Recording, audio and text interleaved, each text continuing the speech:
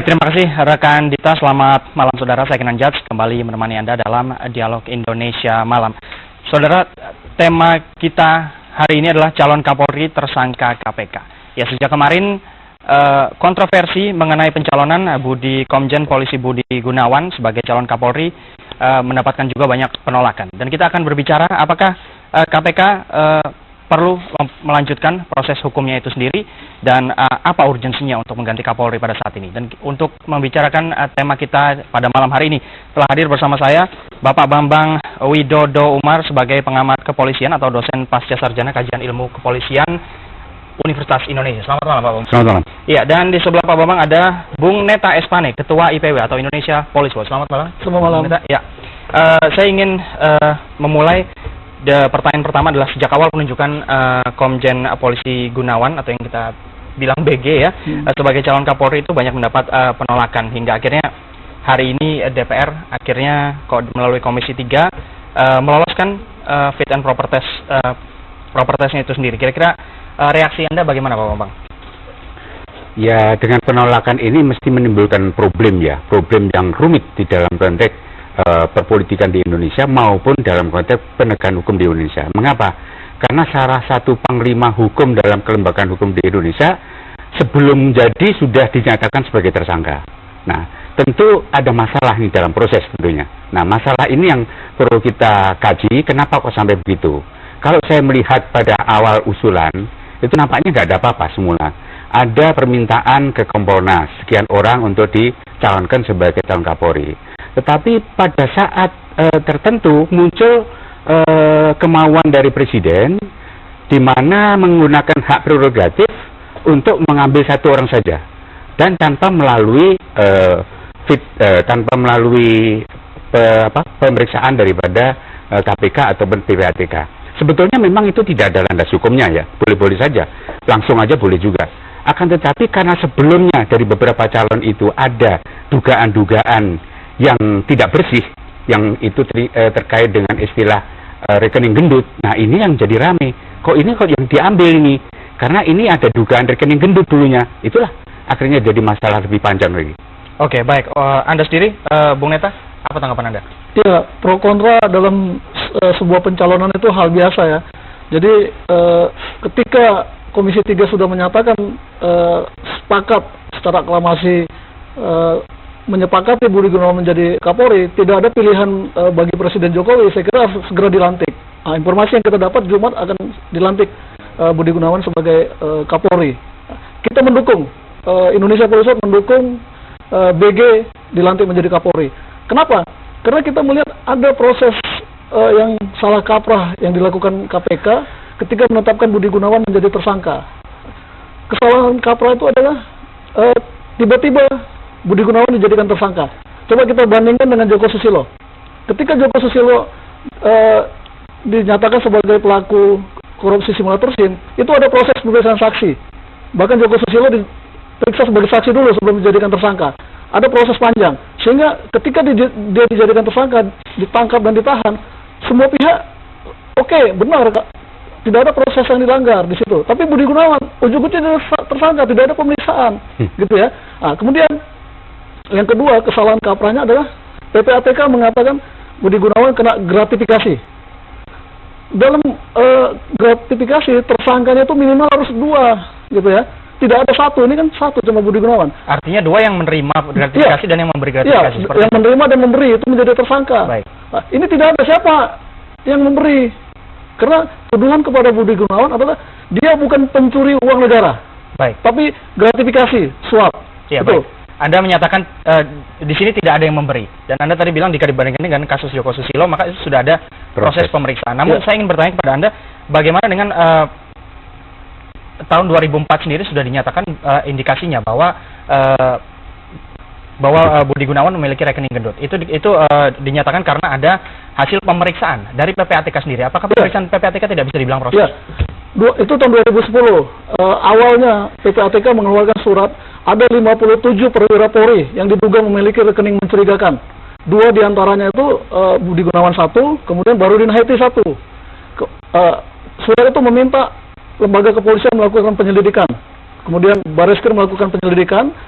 Kemudian diserahkan suratnya kepada Ketua PPATK waktu itu bahwa hasil penyelidikan Bareskrim ini wajar, tidak ada masalah.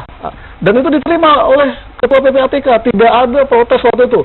Kalau memang PPATK merasa kurang puas, dia bisa lapor ke KPK waktu itu, tapi itu tidak dilakukan, sehingga ini dianggap clear, gitu ya. Ini dianggap clear. Jangan kemudian ketika sekarang Budi Gunawan mau jadi Kapolri beberapa hari sebelum dia dilantik, kemudian dijadikan tersangka. Ini kan penuh dengan rekayasa kasus, penuh dengan kriminalisasi dan pembunuhan karakter. Oke, kita sepakat. Pemberantasan korupsi harus dilakukan di Indonesia sepenuh-penuhnya, sekuat-kuatnya. Tapi jangan dilakukan sembrono, arogansi, mentang-mentang KPK dia bisa seenaknya. Gitu. Mereka bukan dewa gitu. Iya, baik. Saya ingin beralih ke Pak Bambang. Pak Bambang, tadi Bung Neta menyatakan dalam gratifikasi harus ada dua yang diperiksa, yaitu yang menerima gratifikasi dan yang memberikan. Sebenarnya PPATK jika dia bisa menelusuri penerimaan gratifikasi, berarti artinya juga untuk mendeteksi siapa yang memberi itu juga sebenarnya hal yang mudah. Apa tanggapan Anda? Kalau gratifikasi dari informasi PPATK mungkin tidak. Jadi ini penyelidikan KPK sendiri. Kalau PPATK itu ada transfer uang dari seseorang atau sekelompok orang atau dari bank tertentu kepada seseorang. Nah ini yang dijadikan titik awal penyelidikan. Sedangkan ini saya kira mungkin temuan dari masukan, laporan atau informasi tertutup dari seseorang atau siapa ke KPK. Kemudian KPK mengadakan penyelidikan. Nah secara diam-diam dia menemukan orang yang menyuap barangkali. Kemudian juga alat bukti yang disuapkan, saksi-saksi ada. Saya pikir KPK sudah beberapa kali melakukan expose ya, bahwa ada satu perkara yang tadi dikatakan Pak Neta ini harus melalui satu proses dulu. Tapi sebetulnya dalam KUHP enggak mesti gitu. Asal dalam proses penyidikan suatu penyidik itu sudah menemukan kuat 2 alat bukti atau lebih dan saksi-saksi, ini sudah cukup, dia berani menyatakan dan harus bertanggung jawab nantinya KPK. Dan keberanian KPK sudah menyatakan itu, saya pikir ya itulah nantinya kalau memang ada sesuatu yang janggal seperti dikatakan Pak Neta ya dibuka aja di peradilan. Baik, iya. Kita tahu Kapolri yang sekarang masa jabatannya akan habis di bulan 10. Saya ingin bertanya mengenai hal urgensi untuk mengganti Kapolri saat ini. Bung Neta, apa tanggapan Anda? Apa urgensinya untuk mengganti Kapolri saat ini? Sangat urgent Sutarman diganti. Pertama, munculnya pemerintahan baru dengan presiden baru, kabinet diganti, jaksa agung diganti. Tentu presiden punya konsep baru, yaitu revolusi mental. Tentu dia butuh orang yang bisa menjalankan konsep itu. Itu yang pertama. Yang kedua, selama 2014 kita menemukan data ada 17 polisi tewas dikeroyok oleh masyarakat maupun dibunuh pelaku kriminal. Artinya apa? Ini terbanyak dibandingkan tahun-tahun sebelumnya. Kalau polisi saja tidak bisa melindungi dirinya, bagaimana mereka bisa melindungi masyarakat? Itu. Kemudian di 2014 terbanyak juga konflik TNI Polri. Ada 9 kasus yang menyebabkan 7 polisi tewas. Jadi artinya manajemen kepemimpinan Sutarman itu sudah tidak becus dan dia harus diganti.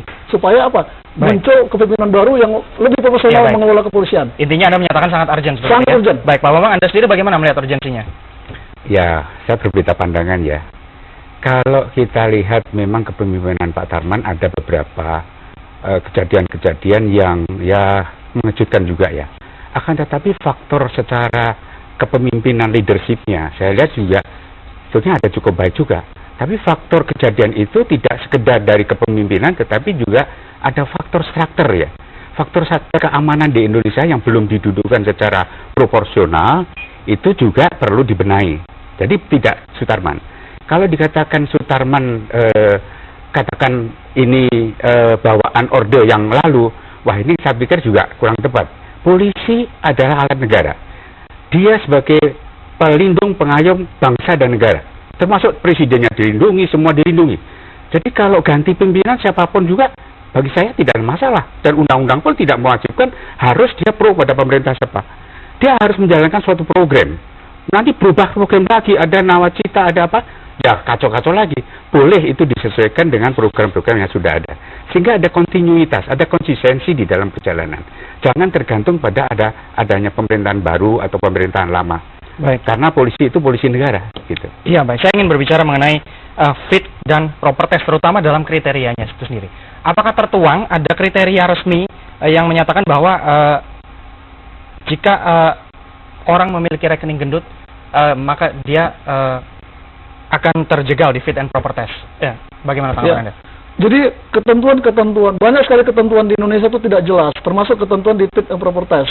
Di sana tidak jelas ketentuannya, bahkan calon tersangka pernah melakukan kejahatan itu tidak diatur di sana, gitu ya. Sehingga ketika namanya disampaikan ke Komisi 3 untuk melakukan uji kepatutan, Komisi 3 tidak bisa menolak, tidak ada ketentuannya, gitu ya. Nah, jadi kasus ini harusnya membuat kita banyak belajar untuk membenahi ketentuan-ketentuan yang ada di negara ini supaya lebih tertib lagi. Gitu ya. Baik ya, Pak Bambang, fit and proper test itu sendiri jika kita kaitkan dengan hak prerogatif Presiden memilih calon Kapolri. Untuk pemilihan tunggal itu sendiri, apakah masih perlu dilakukan fit and proper test menurut Anda jika calonnya itu sendiri tunggal? Iya. Jangan-jangan ini nanti malah mendegradasi makna dari fit and proper test itu sendiri menjadi sebuah memunculkan citra ini sebuah formalitas. Iya. Saya pikir begitu ya. Kalau namanya fit and proper itu calonnya harus lebih dari satu supaya kompetitif gitu. Jadi kalau calon tunggal yang mau apa lagi gitu kan? Kalau dia gagal ya udah selesai, nggak ada calon lagi. Nah seyogyanya kalau memang ada ketentuan fit and proper itu jangan sampai cuma satu, tetapi ada 2 kayak 3 nggak ada masalah. Nanti setelah yang terbaik di antara itu, nah baru via DPR memberikan masukan kepada Presiden. Karena begitu. Ya, jadi Anda setuju calonnya lebih dari satu ya? Menurut saya gitu. Ya, jangan jadi lembaga stempel saya kira. Fit and proper test itu jangan jadi lembaga stempel. Karena dengan ketentuan yang sekarang, katakanlah DPR menolak mengembalikan ke Presiden tetap mengangkat dia, itu tidak masalah gitu. Baik ya, saya punya pertanyaan turunan dari masalah calon lebih dari satu untuk Anda, Bung Neta. Pertanyaannya adalah jika calon lebih dari satu dalam sebuah institusi kepolisian, apakah ini nanti tidak menciptakan persaingan di internal polisi itu sendiri? Sekarang aja calonnya tunggal itu persaingannya sangat tajam. Munculnya kasus BG ini tidak terlepas dari cakar-cakaran di elit kepolisian. Ini yang kita lihat. Jadi kalau 2 itu akan lebih seru lagi. Tapi ini pembelajaran bagi masyarakat. Masyarakat akan mendapatkan calon yang terbaik. Saya setuju ketika Presiden menampilkan ke Komisi 3 untuk fit and proper test, bila perlu 3 calonnya, sehingga bisa dipilih. Masyarakat bisa melihat mana yang terbaik. Gitu. Jangan seperti sekarang masyarakat dihadapkan pada beli kucing dalam karung gitu ya. Semua akan dirugikan gitu. Itu saya kira saya setuju dengan Pak Bambang. Calonnya harus lebih dari satu. Baik, kalau saya berbicara mengenai etisnya itu sendiri, apakah etis bagi Komjen BG tetap mengikuti uji kelayakan fit and proper test? Saya kira ya, karena nggak ada ketentuan yang melarang. Baik, Pak Bambang. Ya kalau sudah dicalonkan Presiden mau nggak tuh gimana kan ya, serba dilematis itu. Ini di tangan Presiden. Sebetulnya Presiden dengan ukuran ya, saya pikir ukuran karena sudah ada warning dari KPK ya, benar atau salah. Tapi ada ukuran itu secara politis memang mungkin dilematis. Tetapi bagaimana ukuran hati nurani, ukuran moral dari seseorang yang sudah ada label begitu, kalau menurut hemat saya lebih baik ditarik aja dulu. Ditarik, jangan diteruskan. Nah, ada calon-calon lain diproses lagi. Nah, barangkali akan lebih lebih bisa didapatkan calon yang lebih clean, lebih tidak ada problem internal atau problem nasional ini dengan cara-cara yang ya tidak tergesa-gesa gitu. Ya, baik. Lalu saya ada pertanyaan satu lagi. Mungkin apakah Anda masih optimis masih banyak perwira polisi yang berintegritas? Ada. Tapi yang namanya terbaik, ukuran saya itu sebetulnya untuk bagaimana standarnya Pak Hugeng ya. Karena apa? Organisasi polisi ini membutuhkan orang yang betul-betul mempunyai dedikasi tinggi untuk betul melakukan perubahan. Dari polisi yang militeristik ke polisi sipil. Ini selama reformasi ini belum nampak sekali. Nah ini kalau tidak dipimpin oleh seorang yang betul-betul mempunyai dedikasi tinggi pengabdiannya, tribrata begitu ya, kayaknya kok ya dari calon-calon yang ini ya ada sih kadarnya berapa gitu ya, kadarnya mungkin ada 50, 60 begitu. Ya baik, Bung Neta sendiri Anda masih optimis singkat saja Bung? Ya, jadi kalau saya selalu mengatakan gini, sulit mencari polisi bersih sekarang ini, polisi patung aja berdebu, tapi yang kita perlukan adalah seorang figur yang mau merubah dirinya dan merubah institusinya. Saya kira itu, mencari polisi bersih susah. Patung polisi aja berdebu. Ya, sayang sekali waktu kita cukup terbatas ya. Bung Neta, terima kasih sekali, dan Pak Bambang, terima kasih sekali. Ya, saudara, demikian tadi Dialog Indonesia Malam. Kita kembali ke rekan Anastasia Pradita. Saya Kenan Jas Duriri, selamat malam, sampai jumpa.